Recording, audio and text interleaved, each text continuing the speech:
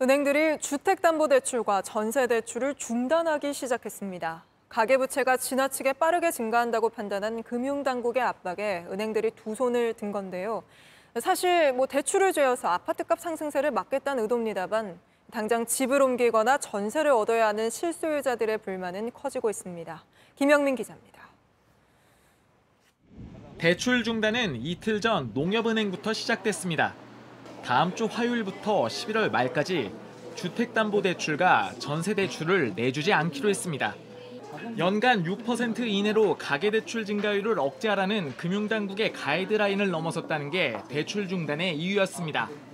농협에 이어 우리은행과 SC제일은행도 대출 상품 일부를 중단하기로 했습니다.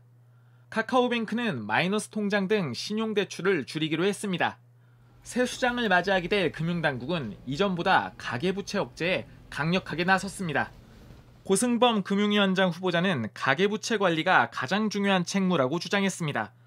실제로 올 1분기 가계부채는 1,700조 원에 이릅니다.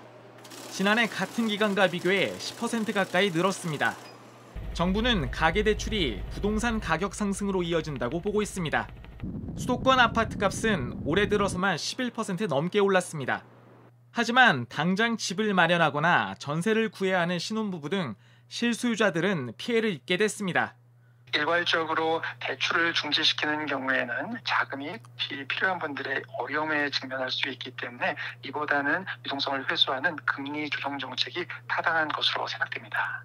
당장 돈이 필요한 자영업자 등 서민 계층은 이 금융권이나 사채로 내몰릴 수 있다는 비판도 나옵니다. JTBC 김영민입니다.